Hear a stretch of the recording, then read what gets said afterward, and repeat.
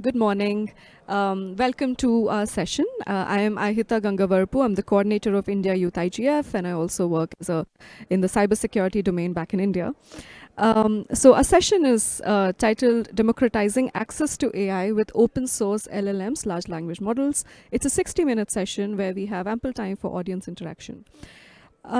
So when we talk about, although before we start, we have a few speakers offline, but we do have a few speakers online, including our online moderator. So when we talk about democratizing access to AI, we're talking about making sure that artificial intelligence technologies and resources are accessible to a broad range of people, not just to the large corporations, governments, or the highly skilled participants. And the goal is to ensure that everybody is empowered, even the small businesses, educators, researchers, and organizations from all backgrounds, all economies, and they benefit from AI. The development and dissemination of AI, particularly the large language models, are increasingly dominated by major technology companies right now. And that does raise certain critical issues around access, control, and equity. Now, with proprietary models that are accelerating innovation, economic gain for some, they are also risking consolidation of power and limiting the technological diversity. So when we speak of open sourcing LLMs, we are looking at it creating a pathway to democratize AI, potentially reducing the costs and fostering innovation by enabling more and more stakeholders to participate in the development of AI. So today's discussion is going to be focusing on the strategic, economic, and social implications of open sourcing AI, LLMs particularly, and the potential to counteract monopolistic controls and encourage a broader distribution of technological and economic benefits. So before I start, I'd like to introduce you to our panel. I am Ahita, but I'm joined by Daniele, who's working with ISA Digital Consulting. I also have Abraham from PAYAG. Online, we have Yug Desai, who's the moderator, online moderator from the South Asian University. We have Purnima Tiwari, who is the rapporteur for our session, as well as our speaker, Melissa, joining us remotely, who's working in the Innovation Cabinet, Dominican Republic. Thank you all for joining us, and I now start off with our discussion. Very first policy question is to Daniele. How does open sourcing influence innovation rates within the AI industry?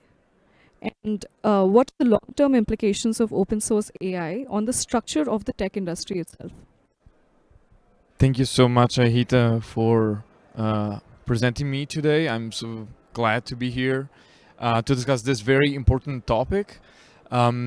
Everybody right now is talking about AI. Open source has been around for a very, very long time, and the narrative is being, in a way, of course, influenced by these large big tech giants that we have just mentioned. But open source has, in a way, a different history, especially free and open source software. So before getting into the specific, industry implications, I would like to spend a minute to just introduce once again the concept of open source. And we can just start by saying that open source was a philosophy that was first, in a way, brought forward by Richard Stallman and other important scholars in the United States that believed that open source should mean, of course, like sharing the code, but they also tightly related with the concept of freedom. So free not as in beer, as they say, but free as in freedom. That is freedom of speech, but especially the four freedoms that define the core ideas of open source. That are the freedom to use code, the freedom to study code, to redistribute it, and to modify it. So there should not be any large or small actor entitled to, in a way, own strong intellectual property on that code. And this, of course, is an idea that can benefit so many actors, from the smaller to the larger, but in a way can enable others to join the industry as well. So when it comes to the AI context, I think I had a few slides. I don't know if tech support can put them on. But we're talking about specific solutions and software that are always created by two different parts. So there is not only a general idea of open source software. We are talking about models and weights. So there are mainly, when you produce a model, there are mainly two files. One is about the weights and one is about the model itself. So based on this, the open source initiative published the free and open source idea that defines both models and weights to be fully open source. So anybody that can access a truly open source LLM has access to both the model and the weights. That is also the result from the training of the dataset used to train that model.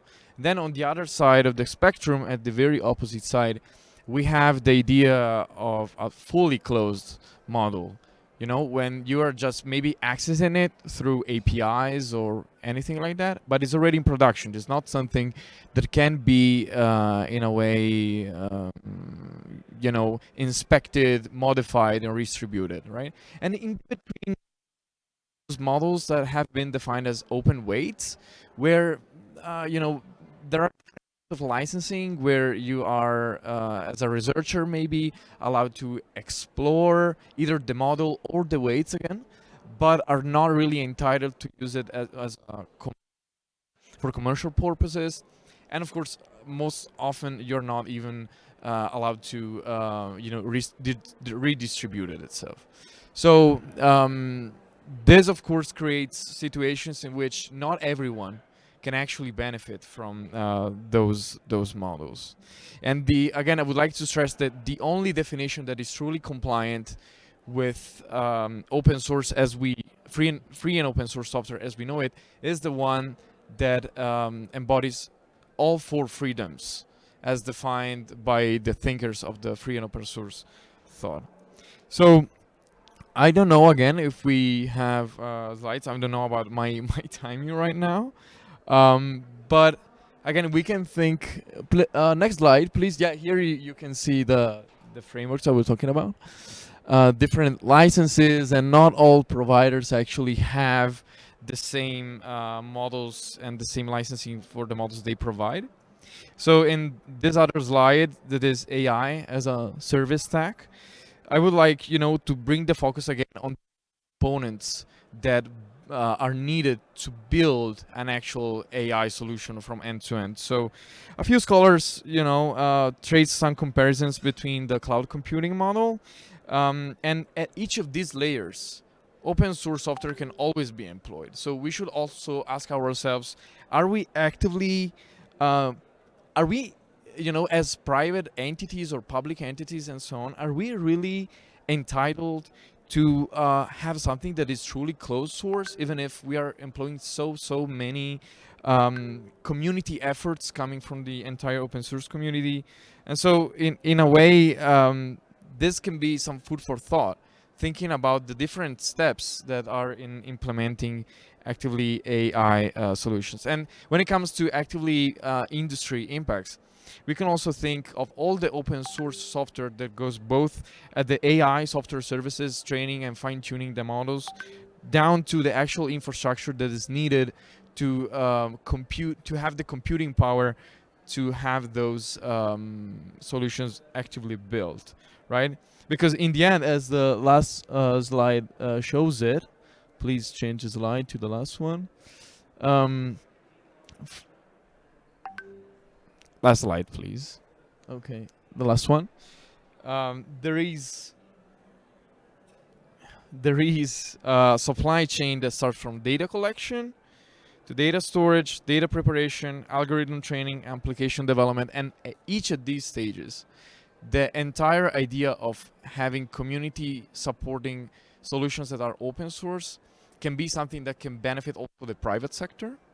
So again, this is an entire invitation to think in terms of who builds the software and all the different steps that are needed to get to it, and how technologies that are already around there can actively help in achieving truly open source models. Thank you. Thank you so much for your points. I would actually begin Melissa here, who's joining us remotely, to answer the same question. How does open sourcing influence AI innovation in the entire industry, and what are the long-term implications? Melissa, over to you. Okay, can you hear me well? Yeah. Perfect. Good morning, everyone. So yeah, my name is Melissa Munoz, and I work as the Director of Innovation at the Government Office of ICTs here in the Dominican Republic. And basically what we do in Optic is using technology to improve lives and make everyday interactions with government more efficient, inclusive, and even more enjoyable. I wanted to answer this question, illustrating it with a case of what we are doing here in Optic. And one of the most exciting ways that we are doing this is through our national AI strategy, in which a big part of that vision is DAINA. That basically is an open source AI system that in the future will make the government services faster, smarter, and even more personal. That's what we're trying to do. China isn't ready yet. Right now, we are focusing on laying the groundwork with a project called Ciudadanía. Open source technology plays a key role in this project because, in our world, it opens the door for more collaboration and innovation. Ciudadanía is a way of building a strong foundation for data by collecting and organizing the data and that we need basically to make it work. And how does it work? Well, we are collecting data from existing government systems like .gov, that is in person service points, and from online service platform Godot and the 462 line. And these systems let us passively gather insights of how citizens interact with public services. We have also set up a specific interaction points where people can actively contribute to the data, things like how they phrase requests, questions.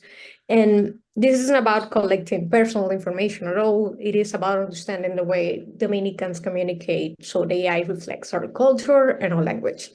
And this is a collaboration between government, citizens, and local universities. The universities help us basically to ensure that the data is accurate, well-structured, and aligned with privacy standards. What is interesting about is how open source doesn't just fuel innovation itself, but it also changes the structure of the tech industry, especially in smaller economies like the DR. And by using open source frameworks, what we are breaking is the dominance of the big tech companies. Instead, relying on their tools, we are creating solutions tailored to the Dominican Republic specific needs.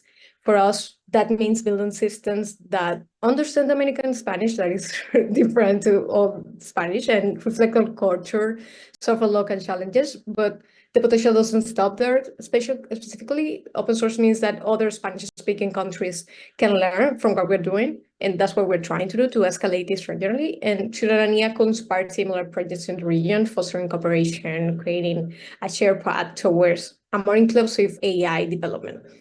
And open source isn't just about influencing innovation rates, it is about basically fundamentally reshaping how technology serves people. That's what we take in the art. And our current work with Ciudadanía and our vision for Taina at the end shows how open source principles can empower governments too, and also engage citizens and create opportunities for the modern economy to thrive. I got to believe that technology should make life simpler, that's ultimately happier, and open source is a key tool to achieve this vision and create a more inclusive and accessible and people-centered tech industry. Thank you. Thank you so much for your points, Melissa. You also highlighted on certain initiatives. I would now before I hand over the question to Abraham, I actually would like to introduce Bianca, who's joined us. Thanks for joining. She's from CTS FGV, Brazil. So the same question applies to you, Abraham, and after which we would like to take a comment or a question from the audience before we move on to the second policy question. All right, thank you very much for the session, and I'm very happy to join this section. I'm from the global south, especially in African context. So I'll be speaking based on that context, and we understand how open source, in terms of the large language models, can help us. When we say the impact of innovation rate, I'm going to highlight some few points. Then we discuss about see how it is going to help the African context, the global south context. In terms of influencing innovation rate, what we see in Africa that we have the democratization of AI development, which means that there is a very low cost in terms of using the open source system. You know, in Africa, getting funding for startup researchers in terms of developing AI systems is very hard.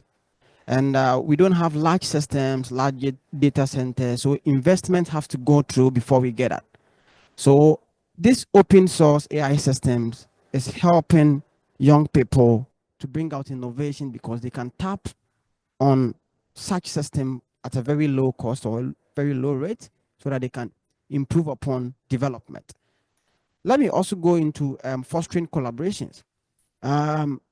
Basically, the world is changing, and everything also evolve around technology is now moving into AI.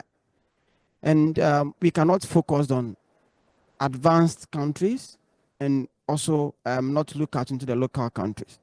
So at least open source systems is helping the people from the global south to make sure that at least they also provide source of data which can improve the other regions and which the other regions can also tap upon.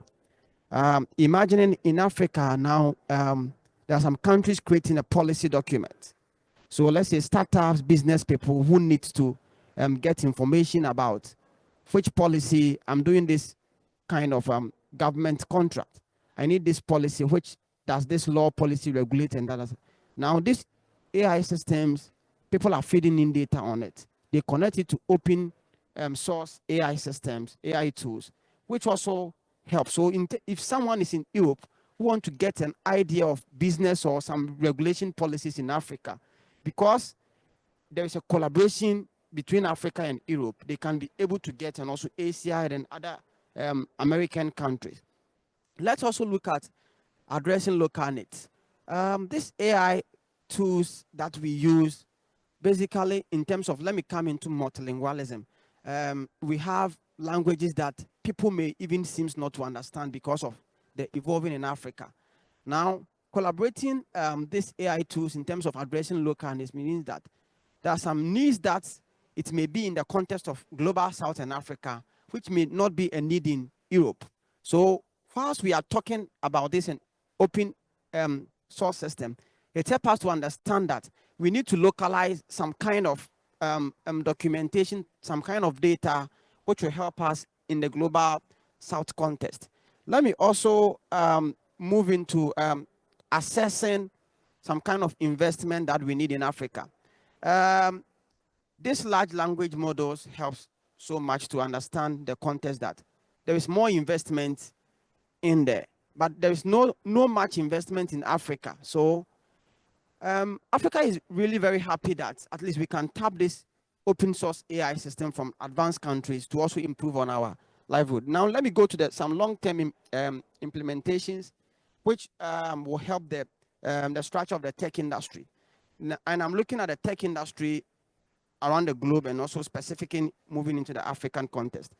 There is a growth of local AI ecosystem in Africa because now we are now tapping. Despite all this, in the policy implementation, ethics has been a very difficult time because I know Europe and some other countries have developed their AI strategy document, and Africa is still struggling in that. So if there are some ethics that gives maybe global concerns, licensing people, helping people to tap into this open source, I think is a very good way that we can enhance the rate of innovation. And also monopolization. We see big entities having the data source and everything about OpenAI instance. Every system is now tapping from them. They have the large language models. They have everything, like the ChatGPT and other stuff. These AI tools is moving, and Africa is lagging behind. Why? Because we feel that if governments have upper hand on these AI tools. They can develop on their own, but we need to also connect to other sources and other so we need more investment to in the large language models. We need more collaboration on that, and it will also reduce the monopolization, because startups can also build their own AI models that can also support development in Africa context. And the last thing is that it's in capacity building. We see so many AI labs that I'm very even happy about it, where my other speakers also talk about in their respective countries. But the global south, where is it? We are not getting it that.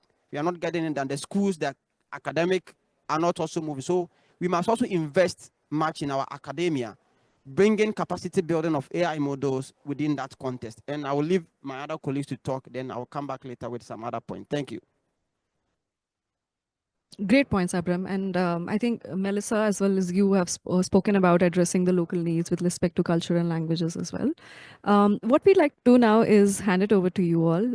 If you, within a minute, if you have a comment or a question, we will of course also be having a Q&A round towards the end of the panel discussion. But is there any comment or a question? We'll be happy to hear from you. Yes.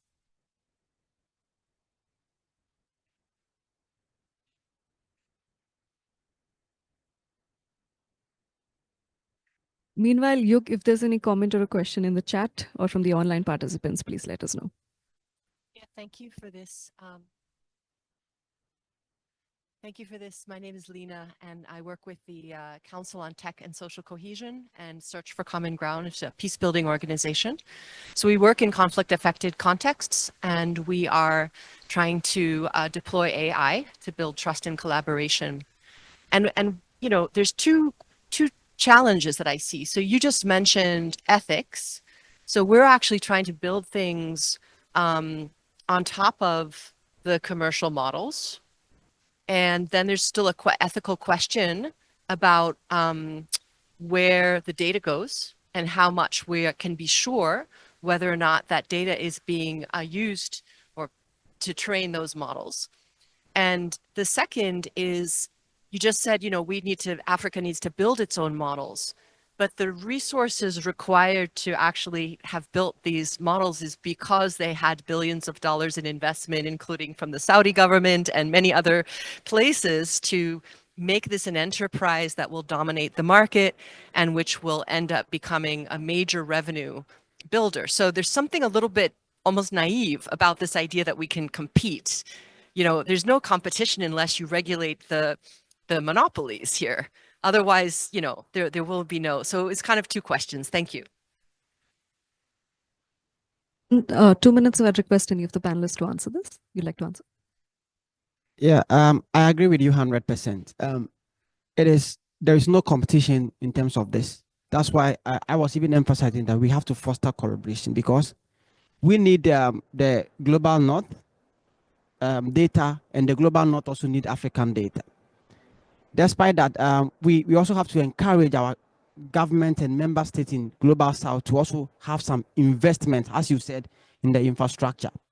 What I want to address is that the building of our local needs is where I was much emphasizing that. Let's say the global south cannot come and build the data sources that we need locally. So let's say we have some language models in Africa, Swahili, let's say Arabic, French, and other stuff, Portuguese. All these things address local needs in some African country context. So if we Africans are not making it up to also build some context that can connect to the large open source systems, we may be lacking behind. And this is the way that the ethics comes in, that we must copy from what the global north is doing and build upon on ourselves. But we can always not rely on the global north from the global south perspective. We must understand that we need to also build our own data models that we can use it to share with the other continent that can improve our AI development and AI policy. So this is how I was addressing that context, and I hope I have answered your question well, because you made a very clear point based on the investment in ethics, investment in infrastructure. And I really agree with you, because Africa is lacking because we don't have that infrastructure, and we must also all rely on the global north. But in relying on global north, we must also contribute to the global north perspective by providing data that address local needs, so that everyone can tap in information when they need, according to the AI development. Thank you. Is it okay if we just pick the question in 15 minutes? We have, we'll move on to the second set of the panel discussion, and then we'll pick it up again.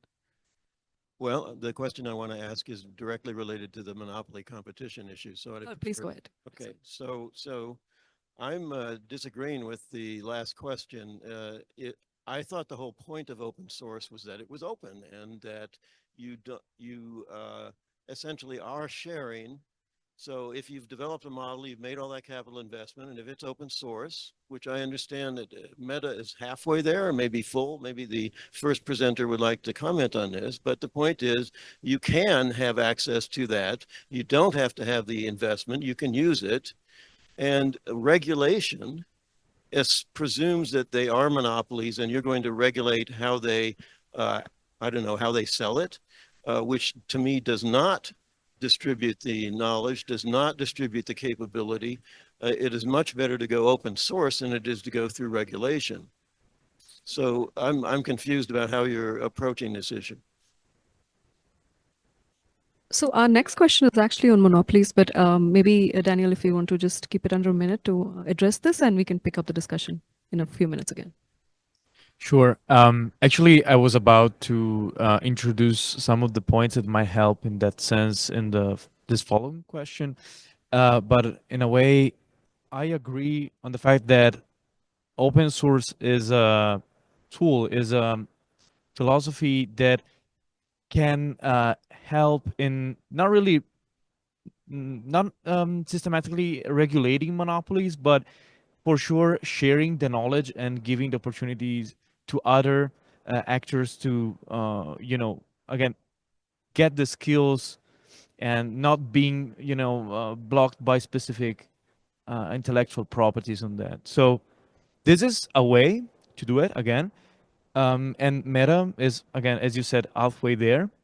They have Llama as an open weight model, so it's also not always, some flavors of it are not commercially available. They are available for example, researchers to use it, but only in some contexts, the models also from other providers are allowed to be used in a commercial context. But again, let's always think about the skills and the resources needed to build those models, and if if some actors are really should be entitled, really put a fully open source definition on that, because there is an entire supply chain, and I would like to avoid some, let's say, open washing of things. We need to really categorize things and call them with the right name. Hope that was a answer, could answer some of your doubts. Thank you. All right, thank you so much for your question as well. I would now like to request Yug. Yug, can you confirm if you can hear me? Yes, I can hear you.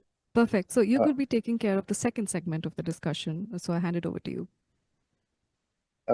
Yeah, before that, I think there was a hand raised in the online audience. So I would like to pass the floor to Raj Jahan if he has anything to add on the first policy question related to innovation and open source.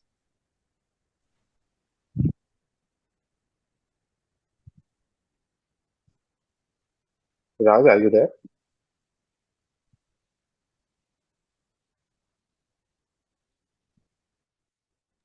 Okay, it seems he's not able to speak right now. So let's jump to the second question, and we've already sort of gotten into it already. But so the second policy question is: in which ways can open source models prevent a few large entities from monopolizing the AI landscape, and what governance structures could be necessary to manage this?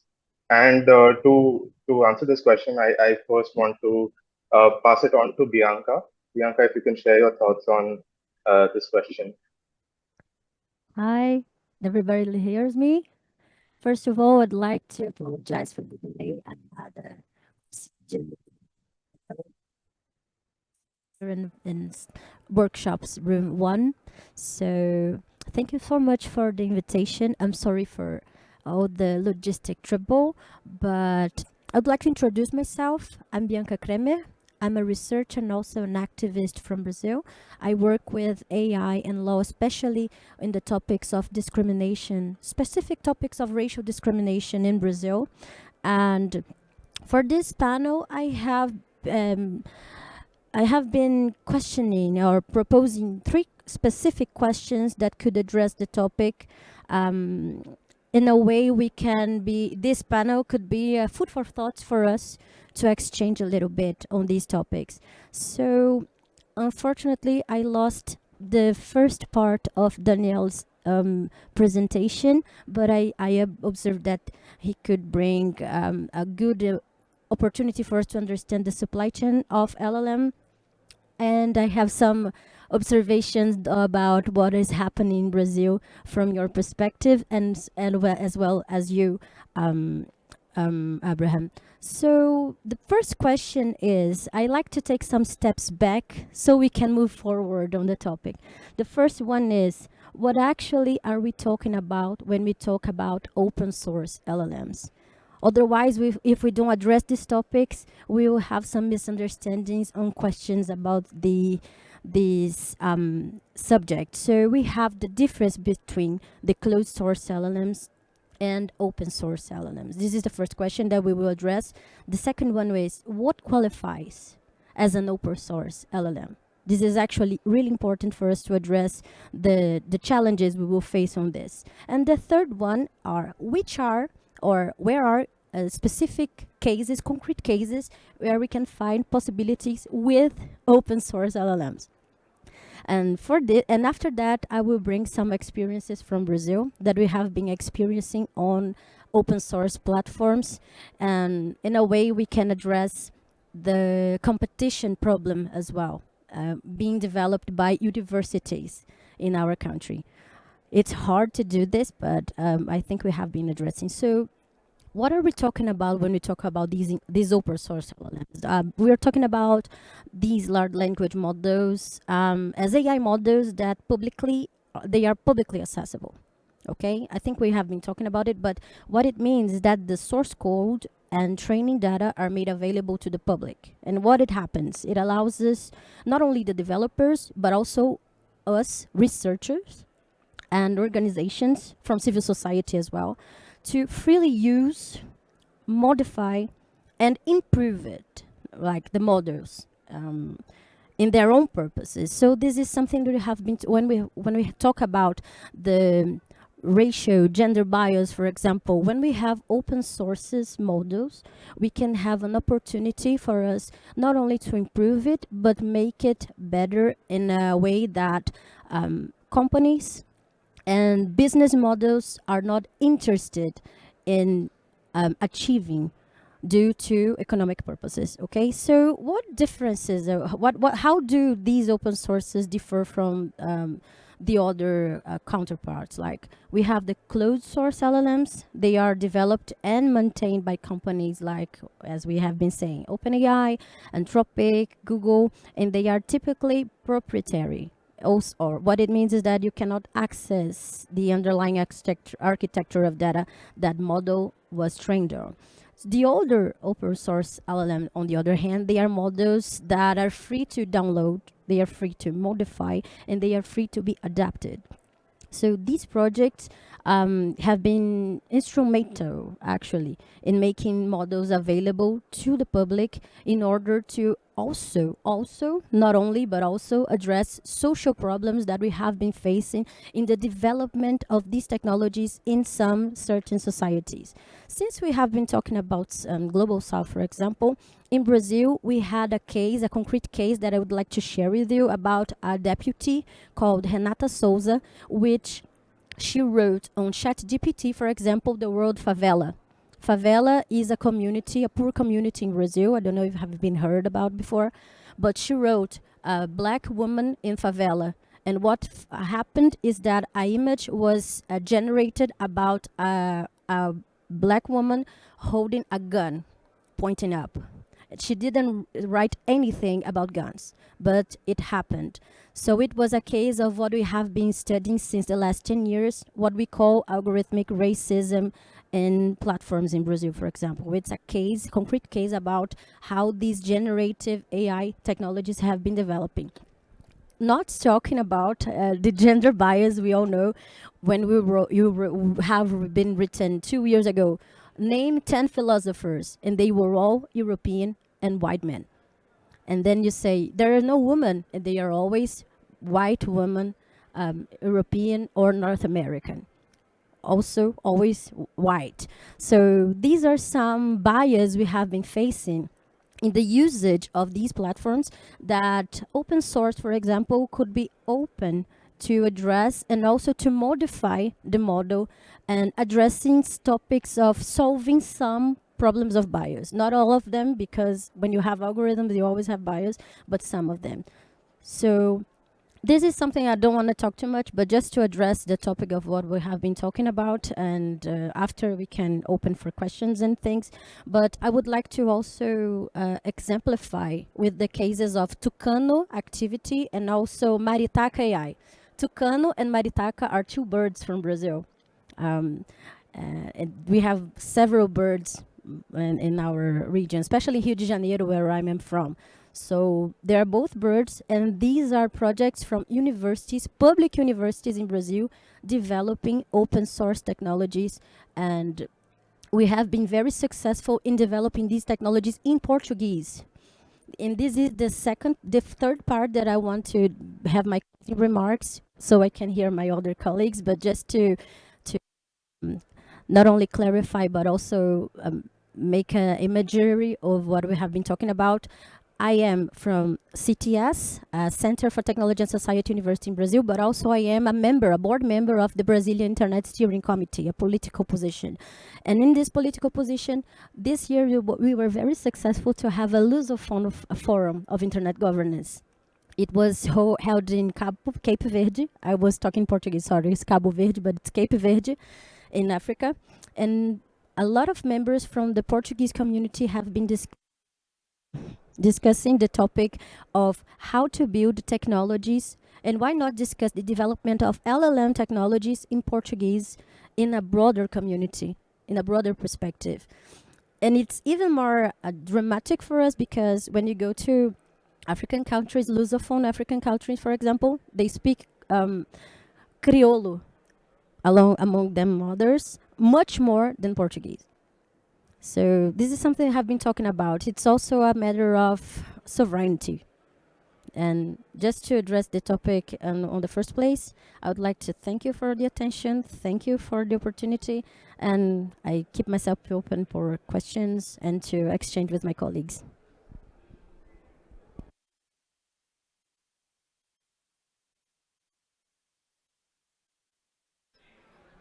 Yuk, over to you.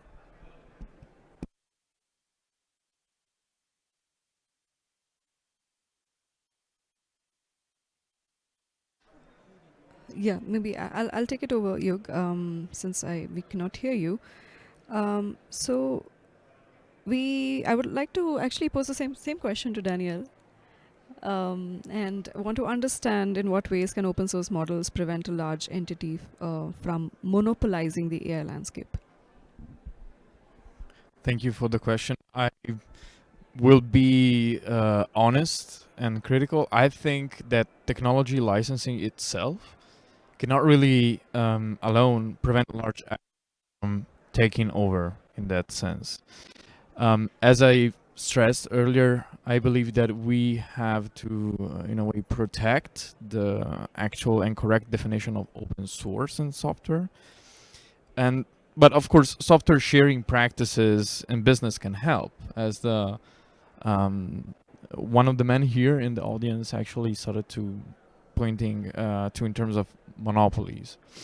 So When we talking about licensing, I believe that open source is ideal, but also open parameters models can be a good way to achieve that sharing of knowledge in the larger ecosystem.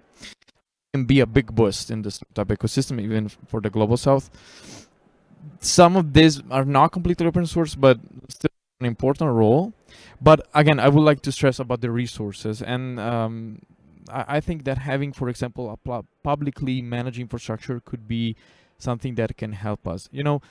Just like the man in the audience actually started to pointing out, these large models are developed by big companies with private money, but it doesn't mean that we cannot, in a way, benefit from those altogether. So not all businesses, especially SMEs, can employ these models. Global South is poor in terms of computing power, and therefore does not have enough power to train these models, right? So the fundamental infrastructure there is lacking, and in that sense, this makes all these models not inclusive from the real beginning, because we are not including researchers and civil society organizations that could provide good input also in the sharing and the management of that infrastructure, right? So in that sense, we could also think of in terms of building the models and running the models in production. And in general, in both cases, I would say that one important thing that I would like to bring as a proposal is to have large cloud businesses that have the computing power offer this capacity for free when it comes to develop truly open source models that can be in a way published as open source and true open source. So for example, the allocation of that computing power could be managed by a law, by, for example, paying a, let's call it a computing tax of some sort, or maybe partnership with some civil society organizations that work for coordinating the freedom of open source software production. Let's think in terms, for example, the Eclipse Foundation or the Python Foundation. They supervise a lot of efforts in the open source community. I think we can do something very similar, including civil society organization in the production of open source. There is a lot of food for thought here. I've seen a few, I've raised a few eyebrows probably. But again, this is new for everyone. So I think if we get a look at how open source community works, we can get a few good inputs on how to develop the new open source model for the future. Thank you. Very well answered, actually. Now I'd like to request Melissa, who's joining us online, for your comments on this question. If you could kindly keep it under 3 minutes, please. Thank you.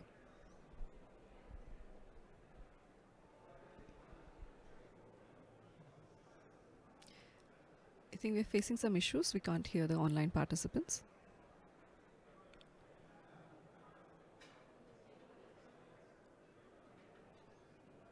Seems they cannot Yeah, hear the online. I think you're all audible now. Please, Melissa, over to you. Can you hear me well? Yes. Okay, perfect.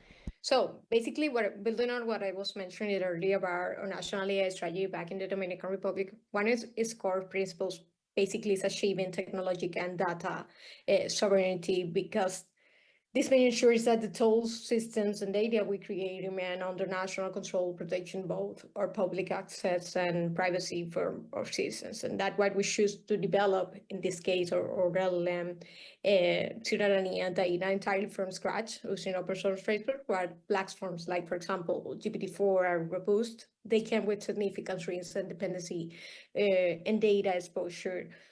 Open source allows us to design systems that align with our national priorities and values, ensuring independence and security in managing these technologies. Open source AI models can reduce reliance on large corporations, enable nations to build systems tailored to their needs while fostering regional cooperation. Basically, by using open frameworks, we retain control over our tools and data, preventing external exploitation, ensuring that technology serves actually for public interest. However, open source is not without challenges. That's something important I wanted to mention before. Building and developing the systems require more than just access to code. It demands robust infrastructure, technical expertise, high quality data. And these are areas where developing countries like mine must focus to ensure successful implementation. One of the biggest challenges we're facing right now with open source AI is having the right tools to make it work. These models need powerful computers to run, what we call GPU clusters, and they don't come cheap. For countries like the Dominican Republic, it's hard to justify spending so much money on equipment when there are so many other priorities like education, health, I don't know, poverty, or like external services where the infrastructure is already handled for you. And with open source, we're the ones who have to set it up, maintain it, and making sure it works well. That's something good to have in mind. Another big issue is getting the models to perform how we need them to. Open source models don't come ready to solve every problem.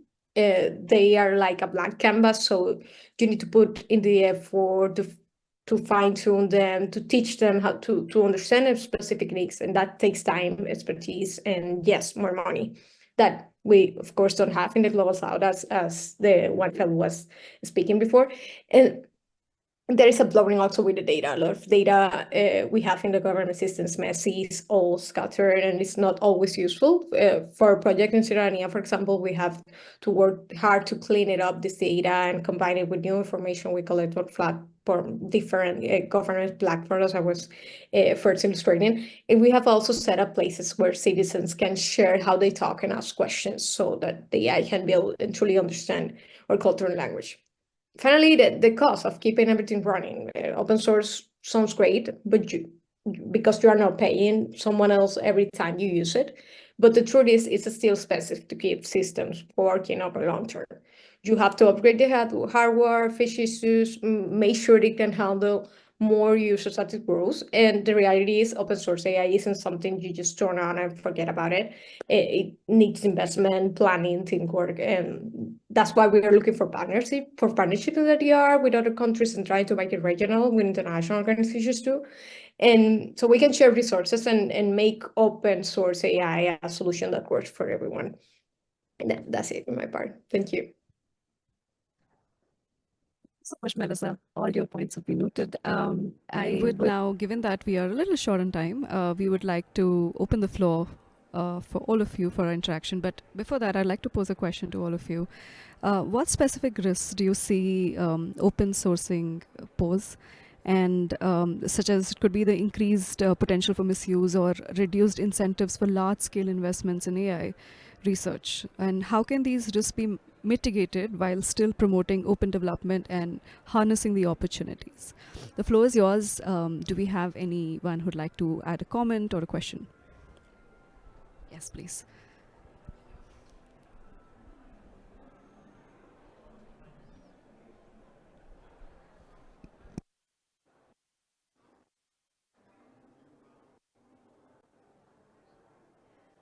Is it working now? Yes, perfect. Hi. Thank you very much for your panel and the interesting discussion that you were having. It's not an answer to your question, but more of a comment or a question to you.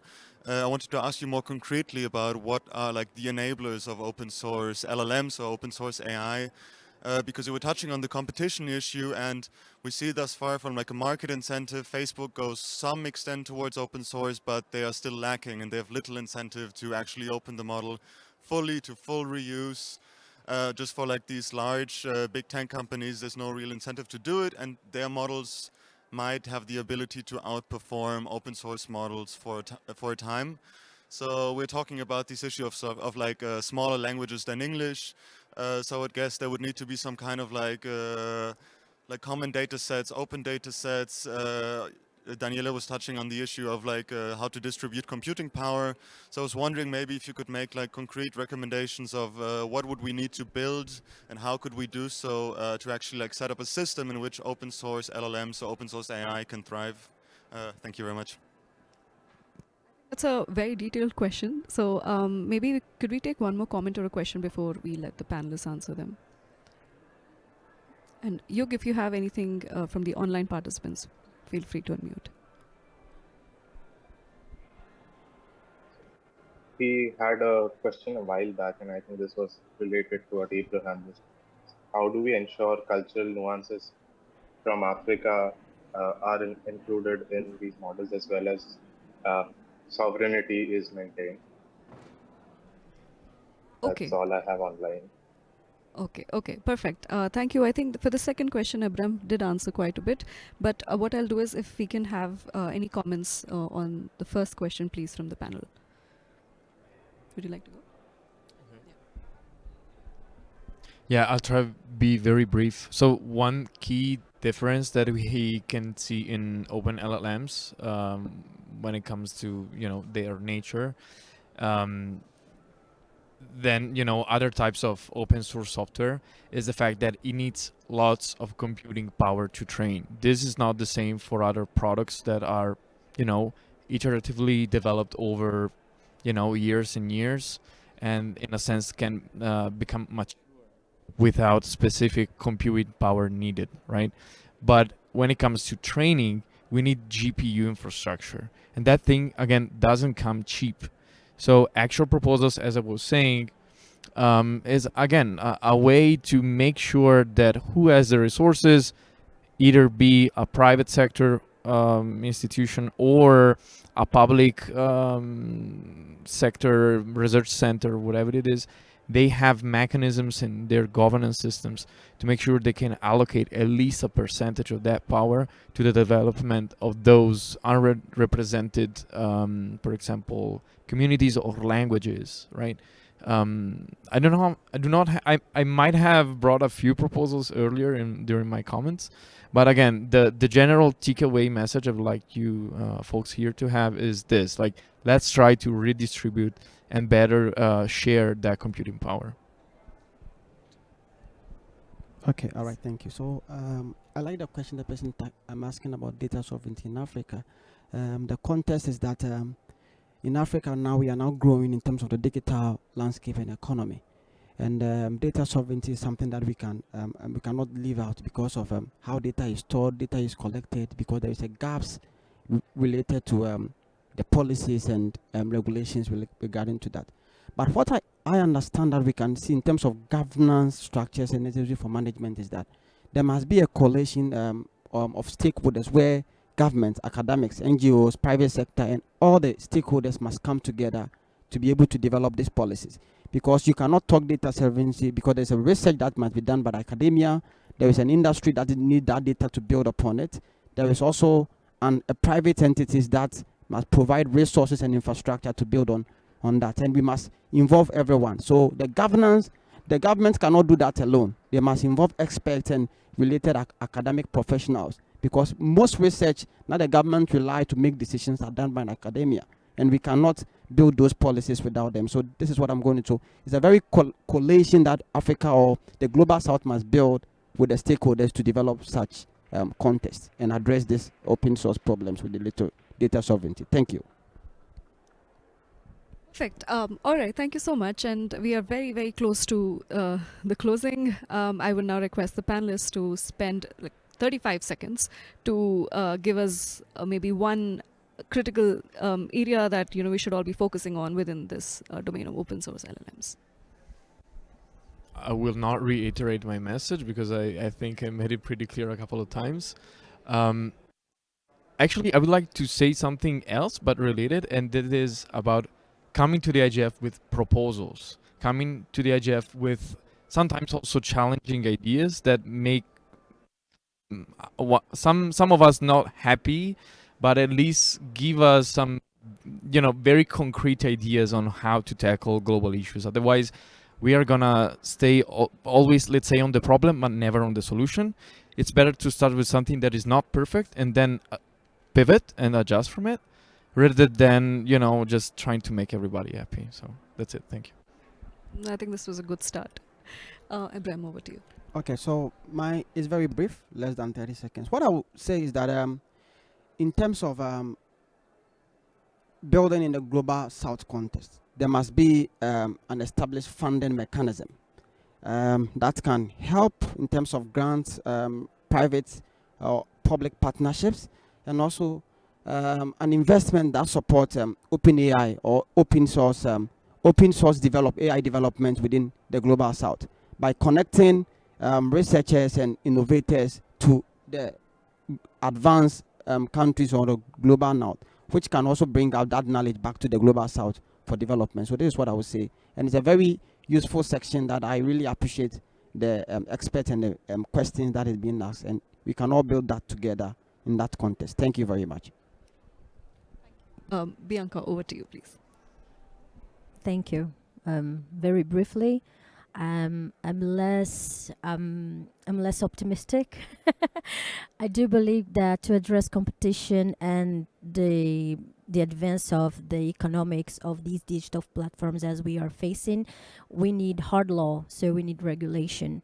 Of course, I'm from law. Maybe I'm biased, but in Brazil we have been just discussed the AI bill and the protection laws for the last 6 years. And I do believe that when we have regulation on these topics and the participation of government on the free development and industrialization or disindustrialization of our countries for our participation in economy, if we don't rely on regulation, hard regulation on these topics, we won't move forward in our own development, not only as countries, but also as economic partners in the global south, for example. So this is why I'm not that optimistic. I do believe we need more enforcement in terms of legal participation on this process. All right. Thank you, Bianca. Melissa, if you can hear us, your closing remark, please. Can you hear me well? Okay. Well, I think we should focus on trust and collaboration, as Bianca was saying, as the foundation for deploying AI. This means prioritizing data ethics and being transparent about where the data comes from, how it used, and ensuring it serves the public good at the end. And we also need to invest in local capacity. I think that's the most important message that I can leave here in this panel. Partner with universities, research institutions to develop talent and create a culturally relevant data sets that truly represents the whole population in the case of governments, for example, and also an invitation for to invest in regional collaboration to pooling resources and infrastructure to make AI accessible for that. Ethical and inclusive AI should be at the center of our efforts, ensuring that technology works for people, build trust, and attract sustainable investment at the end. That's my final thought. Okay. Thank you. With this, we come to the end of the session. Thank you all for joining us. And when we talk about democratizing access to AI, there are a spectrum of concerns that come into play, and many of which our panelists have highlighted. So thank you very much for your inputs, and thank you all for joining us. We hope that you carry forward these deliberations and come up with concrete recommendations in the halls of the IGF and after.